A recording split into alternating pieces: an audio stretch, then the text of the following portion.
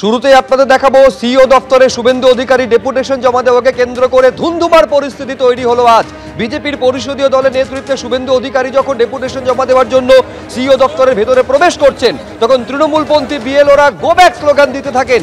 সেই সময়ের ছবি আপনারা দেখছেন। একদিকে শুভেন্দু অধিকারী ডেপুটেশন জমা দিচ্ছেন সিইও মনোজ আগরওয়ালের সামনে, ঠিক অন্যদিকে যখন শুভেন্দু অধিকারী উদ্দেশ্য করে লাগাতার গো ব্যাক স্লোগান দিচ্ছেন, এমনকি ব্যারিকেড উপড়ে ফেলারও চেষ্টা করেন এই তৃণমূলপন্থী বিএলওদের সংগঠন। ছবিটা একবার দেখুন। Go back, go back, go back, go back, go back, go back, go back, go back, go back slogan দিচ্ছে শুভেন্দু অধিকারীকে। Suvendu Adhikari go back, go back, go back, Suvendu Adhikari go back, go back, go back, go back, go back, go back, go back, go back, go back, go back, go back, go back.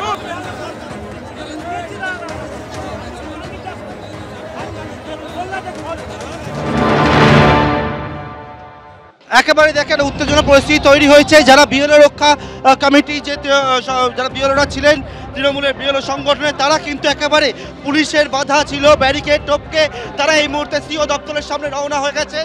এবং একেবারে CEO দপ্তরে আমার অপোজিটে দেখতে পাচ্ছি BJP নেতা নেত্রীরা তারা রয়েছেন। এবং সেক্ষেত্রে একেবারে অন্যদিকে বিএলও অধিকার রক্ষা কমিটির সদস্যরা তারা কিন্তু যে জায়গায় অবস্থান মঞ্চ, সেই অবস্থান মঞ্চ থেকে বেরিয়ে এসছে। আর কিছুক্ষণের মধ্যেই শুভেন্দু অধিকারী বিরোধী দলনেতা তিনি এসে পৌঁছচ্ছেন এবং তার আগে কিন্তু এখানে উত্তেজনা পরিস্থিতি বর্তমানে।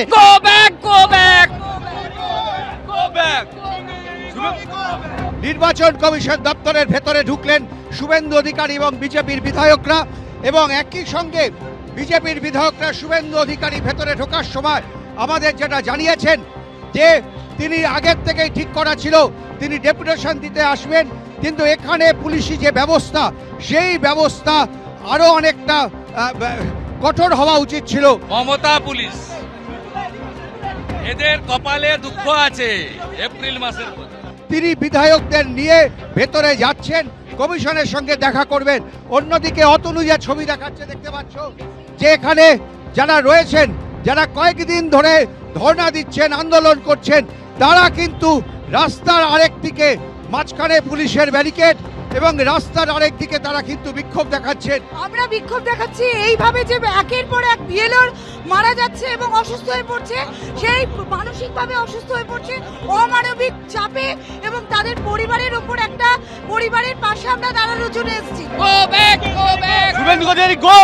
একবারে ব্যারিকেড ভাঙার চেষ্টা হচ্ছে এই মুহূর্তে। দেখতে পাচ্ছি নির্বাচন কমিশনের দপ্তরের উল্টো দিকে যে জায়গায় ব্যারিকেড করা, সেই ব্যারিকেড ভাঙার চেষ্টা করছেন বিএলও অধিকার রক্ষা কমিটির সদস্যরা। তারা কিন্তু একেবারে ব্যারিকেড ভেঙে দিচ্ছেন এই মুহূর্তে দেখতে পাচ্ছি। আমাদের মঞ্চে আসার প্রয়োজন বোধ করেননি বিরোধী দলনেতা। তিনি এসেছেন আমাদেরকে বিএলওদেরকে যাতে আরো গলা টিপে মেরে দেওয়া হয়, সেই জন্য তার চক্রান্তের জন্য এসেছে। আমরা সেই খবর পাওয়া মাত্র আমরা ওখান থেকে এখানে এসেছি। যেই মুহূর্তে কিন্তু ব্যারিকেড, সেই ব্যারিকেড ভেঙে দেওয়ার চেষ্টা করছেন এখানে উপস্থিত যারা বিএলও অধিকার রক্ষা কমিটির সদস্যরা। এবং দেখতে পাচ্ছ এই হচ্ছে সে ব্যারিকেড, যে ব্যারিকেড একেবারে মাঝখানে ঢাল হয়ে রয়েছে। একদিকে হচ্ছে নির্বাচন কমিশন দপ্তর এবং তার মাঝখানে ব্যারিকেড, সেই ব্যারিকেড ভেঙে দিচ্ছেন। ভেঙে নির্বাচন কমিশন দপ্তরের দিকে যাওয়ার চেষ্টা করছেন। এখানে আমি বর্ধমান থেকে এসেছি। বিএলও আমি স্কুলের হেডমাস্টার, আমার স্কুলের 4-5 জন আমাদের সহকর্মী আজকে মৃত্যুর সাথে পাঞ্জা লড়ছে। সেই জন্য এর উপর অন্যায়ের প্রতিবাদ আমরা সহকর্মী মৃত্যুর প্রতিবাদ করতে এসেছি। আমরা আপনি কি বিএলও? আমি বিএলও নই, কিন্তু আমি বিএলওদের তরফ থেকে এসেছি। আপনি বিএলও নয় মানে বিএলও অধিকার রক্ষা কমিটির ছিলেন?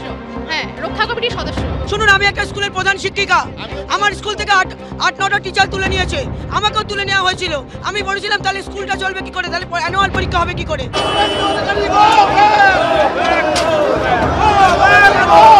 এই মুহূর্তে কিন্তু যত সময় যাচ্ছে তত বেশি বিক্ষোভ বাড়ছে, এবং অন্যদিকে পুলিশ প্রশাসনের পক্ষ থেকেও আরো কড়া নজরদারি করা হচ্ছে। এতদিন আমাদের শিক্ষকরা মারা গেছে এসআইআর এর প্রচন্ড চাপে।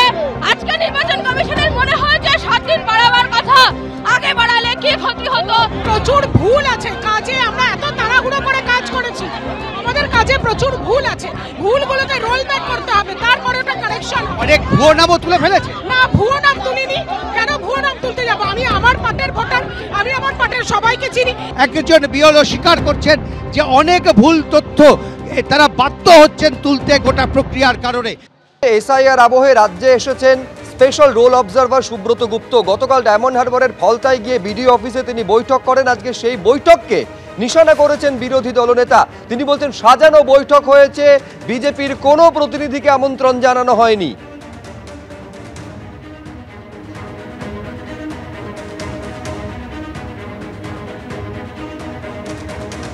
কালকে ফলতাতে স্টেট অবজারভারের সামনে 17 জন বিএলওকে জয়েন্ট বিডিও এবং বিডিও সানু বক্সি সাদা খাতার ভিডিও সাজিয়ে নিয়ে গিয়ে বলিয়েছে। এবং আপনি শুনলে অবাক হয়ে যাবেন, আমাদের বিজেপির কোনো প্রতিনিধি কালকে ছিল না। একজনকে বিজেপি সাজিয়েছে, একজনকে সিপিএম সাজিয়েছে, একজনকে কংগ্রেস সাজিয়েছে, দিয়ে অল পার্টি মিটিং করে দেখিয়ে দিয়েছে যে এভরিথিং ইজ গুড এবং স্যাটিসফ্যাক্টরি ম্যানারে সব কাজ চলছে। আপনি ভাবতে পারেন রাজনৈতিক দলের প্রতিনিধিত্বেও চুরি।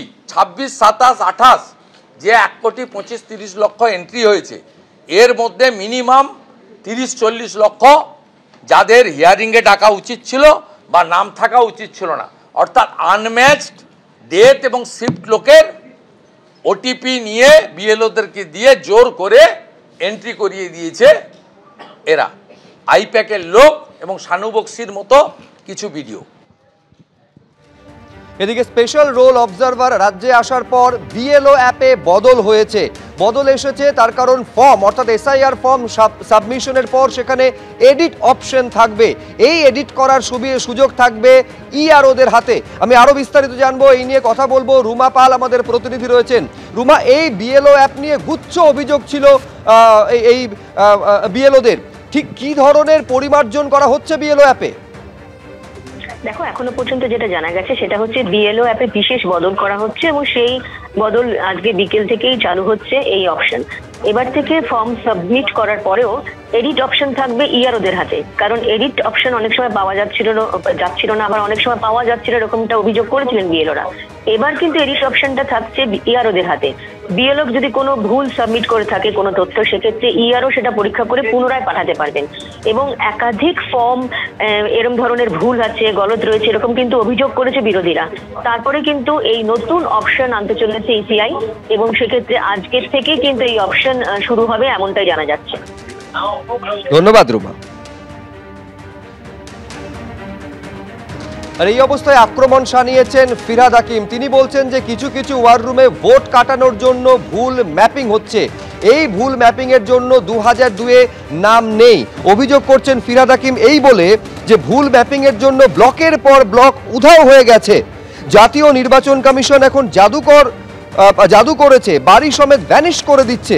আক্রমণ শানিয়েছেন এই বলে মন্ত্রী ফিরহাদ হাকিম। কোথাও কোথাও 6টি বাড়ি উধাও হয়ে গিয়েছে বলে আক্রমণ শানিয়েছেন তিনি।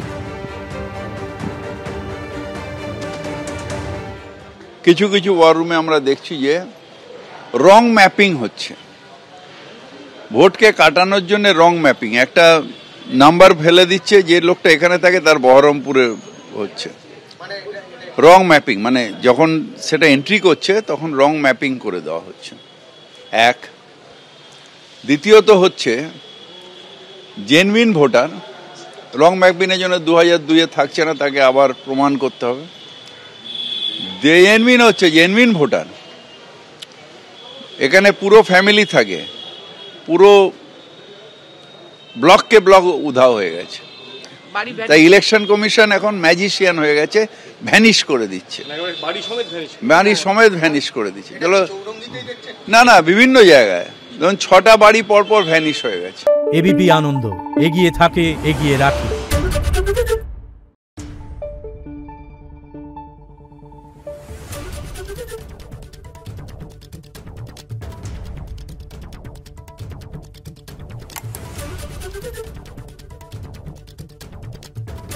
Thank you.